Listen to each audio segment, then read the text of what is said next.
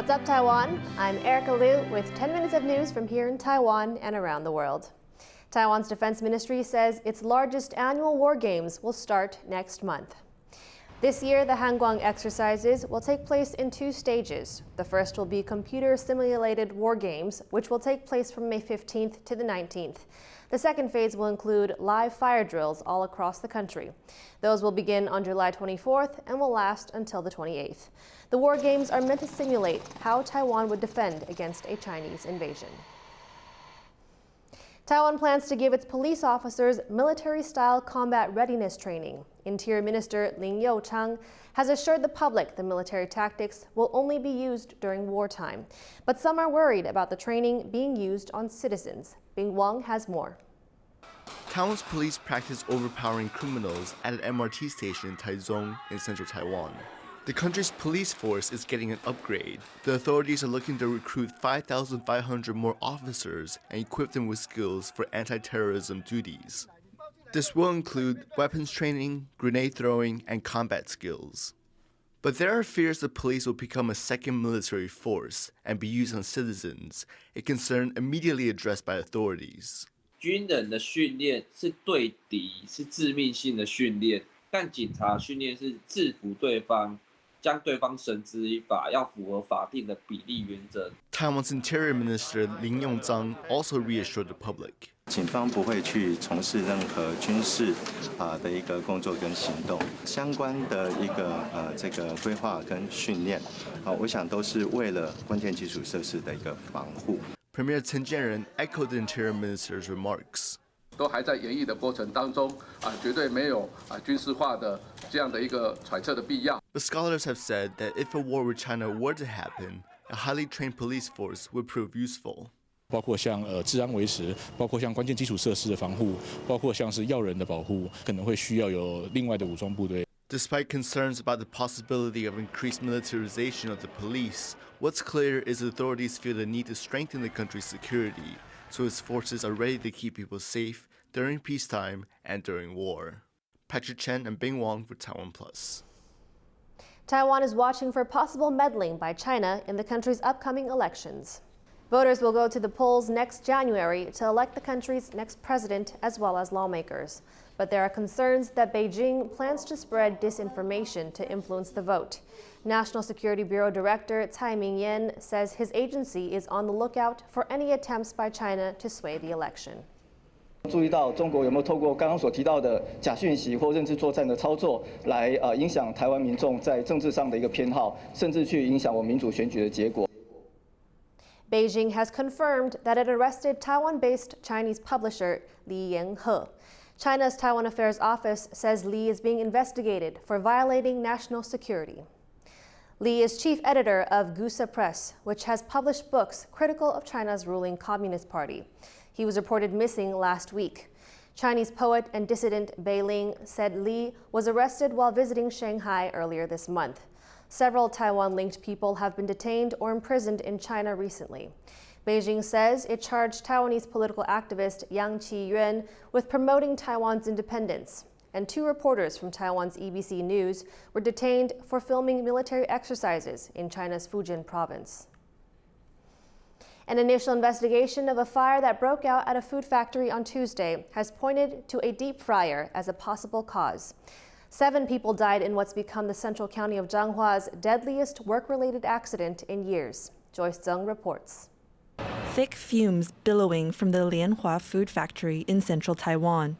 This fire broke out on Tuesday morning, trapping 22 employees, some of whom hid in the warehouse freezer. 7 people have been killed, including 3 Filipino migrant workers, and 4 out of the 15 injured remain in critical condition. Taiwan's Labor Ministry says it will be inspecting all 8 of Lianhua's factories in the coming weeks, prompting the snack and processed foods company to double down. 即刻要求本公司所有单位、各厂区检视作业环境，强化所有相关标准作业流程。 Though the fire's cause is still being investigated, county officials have found that Lianhua, which supplies snack products to the 7-Eleven convenience store chain, failed to submit a building safety inspection report last year. This would have included checking safety ladders and emergency entrances and exits. Overall, occupational injury rates have been decreasing in Taiwan, but fires are the third most common form of factory accidents. Following Tuesday's incident, firefighters have stressed that certain daily habits can reduce the risk of serious injuries during a crisis. 我们遇到了，不管是地震、火灾，一定会慌张嘛。建议民众应该要先去看这个路径。 In Taiwan, fire safety laws mainly focus on having and maintaining the right equipment, but regulations about learning how to use them by way of drills or training are unclear. As officials investigate how the fatal fire in Changhua escalated, firefighters urge the public to be aware of fire protection measures. Devin Tai and Joyce Zhen for TaiwanPlus.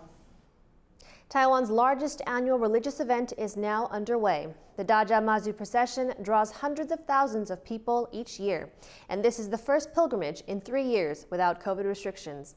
Our reporter Yvonne Young went to central Taiwan to learn more about some unique features of the event.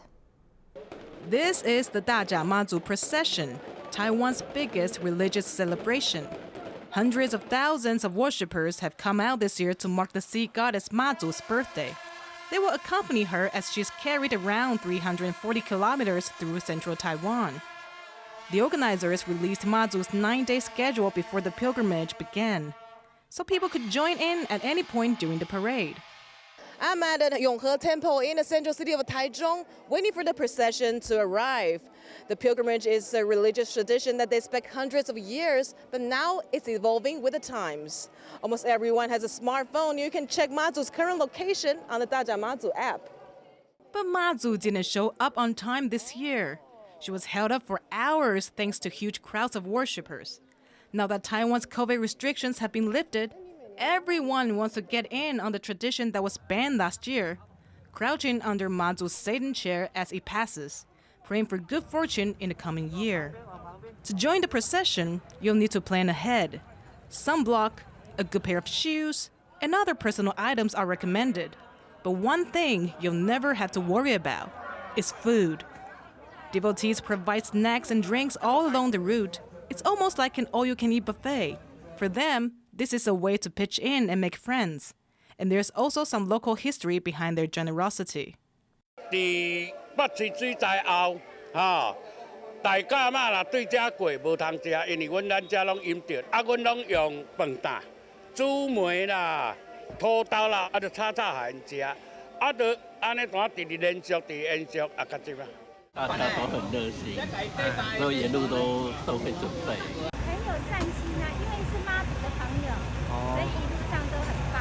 Along the route, local families place their home altars at the door, waiting for Mazu to pass by. How do they know when she's approaching? That's the role of the bobeya. That's the person who runs at the head of the parade. The bobeya beats a gong, letting people know the goddess is almost there. Every part of the bobeya's outfit from top to bottom has its own meaning. For instance, they only wear one shoe throughout the event. The long shoe symbolizes sacrifice, while the foot that's bare connects them to the earth. Like other roles in the procession, people serve as the bobeya in shifts. 2 have been selected this year, meaning they have to walk on one bare foot for hours. It's no easy task, but doing it in the name of Mazu makes it all worthwhile. The Dajia Mazu procession is so big, it's known well outside of Taiwan. The Discovery Channel has named it one of the top 3 religious festivals in the world. And now that Taiwan has fully reopened to the world, this event could start drawing new participants from near and far. Tamashi, Mickey May, and Yvonne Yang for TaiwanPlus. Thank you for watching What's Up Taiwan. Finally today, we leave you with images of Taiwan's National Symphony Orchestra rehearsing at the Lincoln Center in New York. I'm Erika Liu. Take care and see you next time.